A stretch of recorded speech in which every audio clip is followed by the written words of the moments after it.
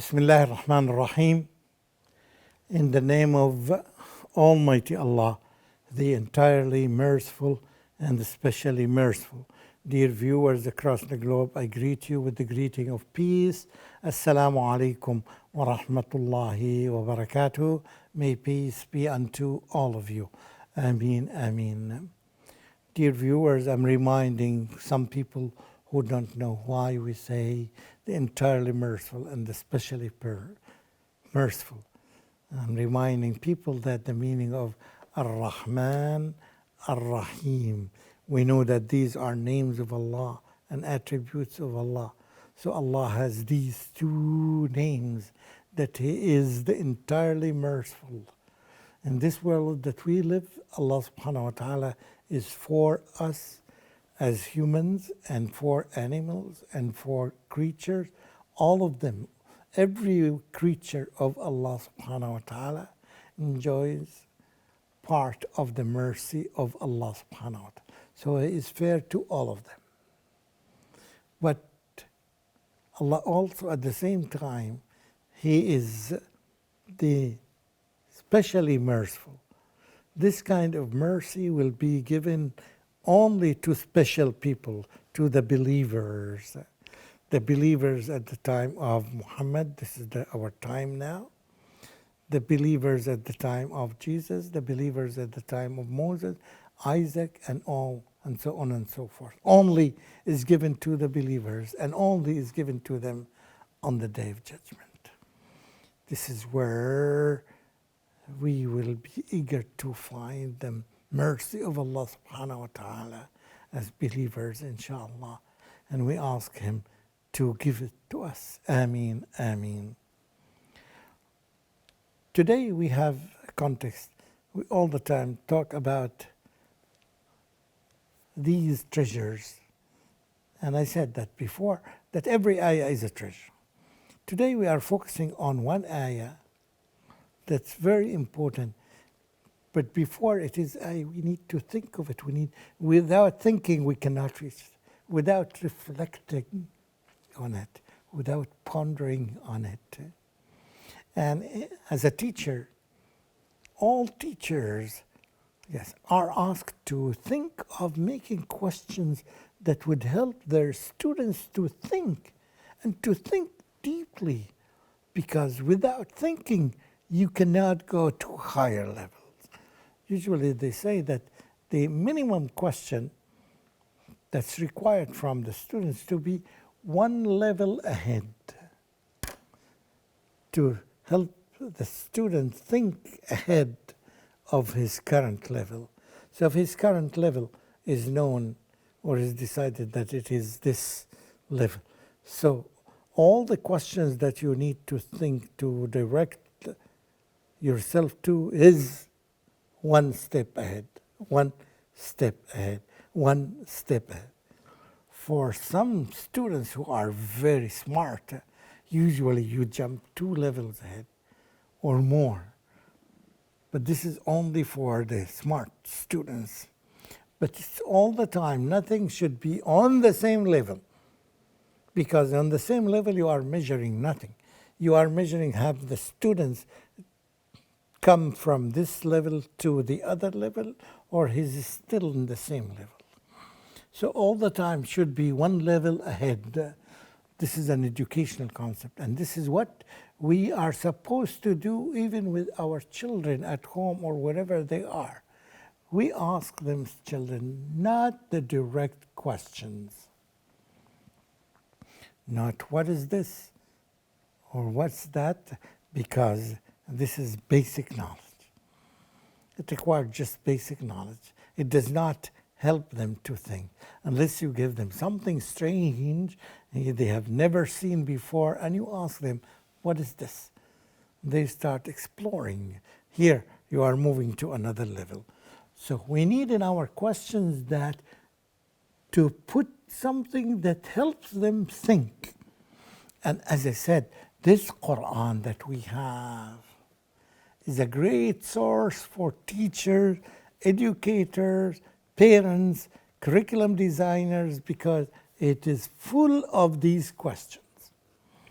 So they are guidelines for all of us to follow.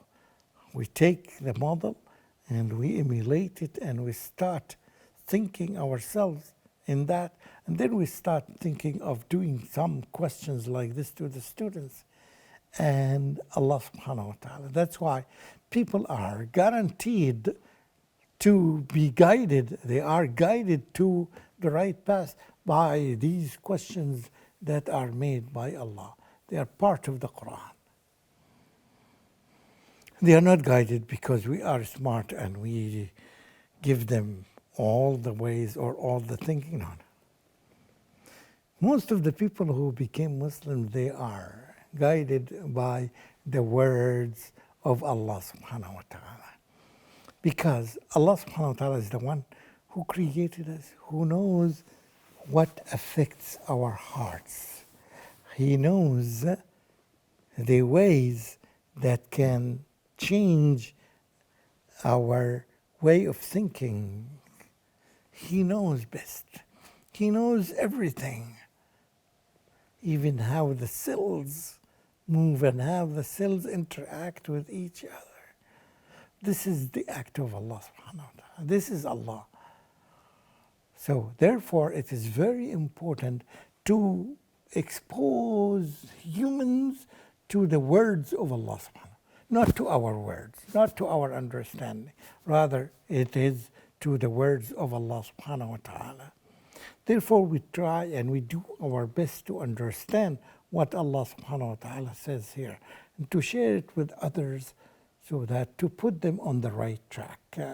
Then guidance comes from Almighty Allah. Here is one verse. It is in chapter number 16, Surah Nahl. Again, chapter of bees, because this chapter has a mention of bees, which are miraculous, miraculous creature that Allah created to produce for us this beautiful liquid that's called honey. Yes, and there are some ayat about this, as we mentioned before. Here is ayah number 61. It tells us, "Law, if Allah does this, what do you think? What would happen?" It's a question that's an open question for thinking. It's an invitation for everyone to think. And as I mentioned, that usually these questions, when you think, they lead you to the right way, to the right path.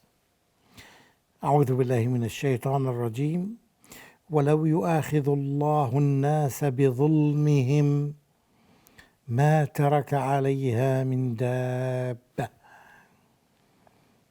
ولكن يؤخرهم إلى أجل مسمى فإذا جاء أجلهم لا يستأخرون ساعة ولا يستقدمون. صدق الله العظيم. This can roughly be translated as this.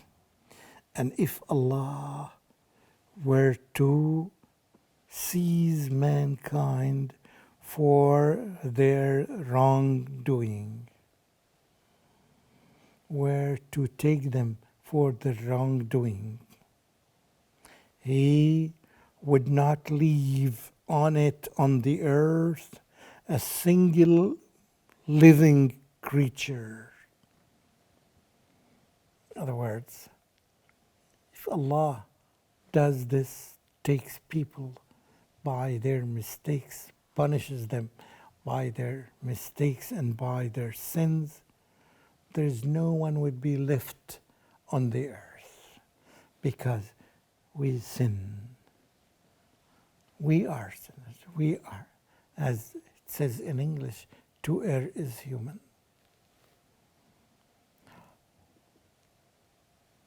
And it says that, but Allah, the wisdom of Allah, out of His wisdom, He postpones them. Postpones the humans for an appointed term of time, and then their term comes. When it comes, neither can they delay nor can they advance it an hour for a torment. You can see a lot of beautiful, perfect attributes and names of Allah subhanahu wa ta'ala. You can infer that. So Allah subhanahu wa ta'ala, yes, his nature is He delays. He delays the punishment. He delays the punishment. If He's supposed to do this immediately, no one would be left on the planet, on the earth, on the entire earth. There will be living humans or even living animals. And Allah subhanahu wa ta'ala takes us and punishes us by our mistakes. But He is Allah. He delays the punishment. He delays the punishment. He delays the punishment. He delays and delays and delays.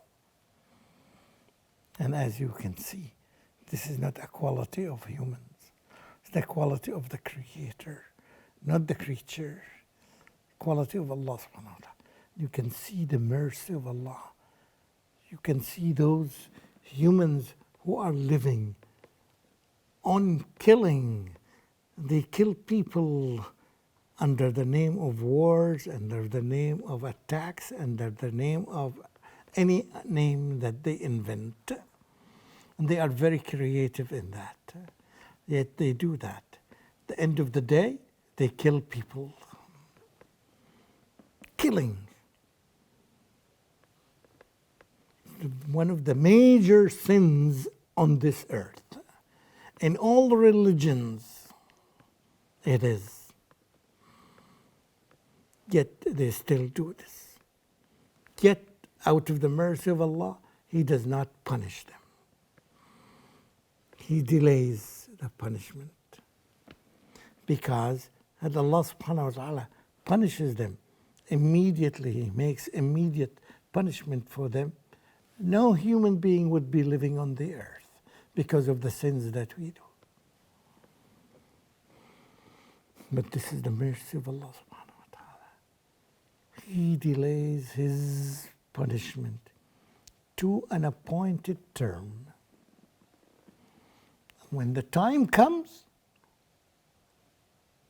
for punishment, for the torment, they would have no opportunity neither to delay the punishment or to advance the punishment. They wouldn't have this opportunity. They cannot move it just seconds. They cannot delay it. Which tells us it is our golden opportunity to stop doing this, to stop doing these bad things that we do.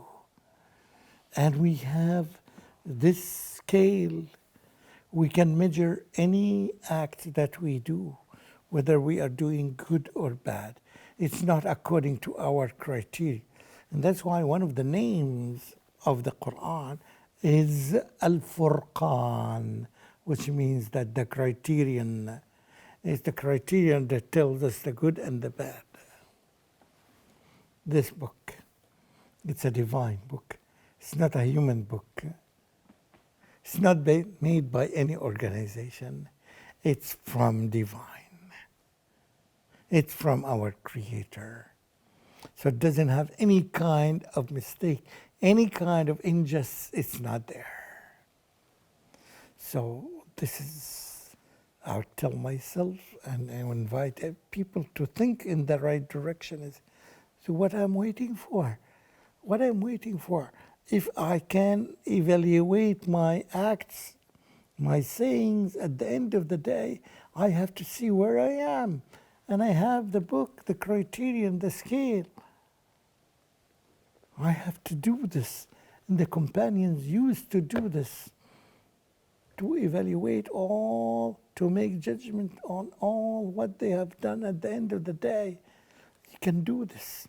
This is your golden opportunity. Unfortunately, most of the people are not busy. They are deviating from this. They are thinking of something else. They are sitting at the end of the day, how much money did they have got today or this month, and they do that. They spend good time in evaluating the paper that comes from banks to give them the statements, the bank statement that tell them at the end of the month how much money they have got, how much money they have deposited, how much money they have lost. We need to do the same thing with our deeds. How much good deeds I have done today and how much bad deeds I have done today. But at the end of the day, I have to see this. Don't even delay it to the end of the week, to the end of the month. Don't do that. If you are smart, it depends how smart you are. If we do it regularly on daily basis, we would day after day eliminate the number of sins and the number of mistakes that we have done every day. Because if we don't do this evaluation, we will continue doing what we have been doing. And this is a great loss. This is a great loss. And under another episode, inshallah, in another episode, I am going to cover the issues where Allah subhanahu wa ta'ala said that this is the biggest loss a human being can do in this world. Again and again and again, we thank Allah subhanahu wa ta'ala for giving us these guidelines, for showing us the truth from the falsehood. And we ask Allah subhanahu wa ta'ala to give us the ability and the support to follow the truth and to track it. And we thank Him at the same time to keep us away from the falsehood and from the errors and from the sins that we do. Ameen, ameen.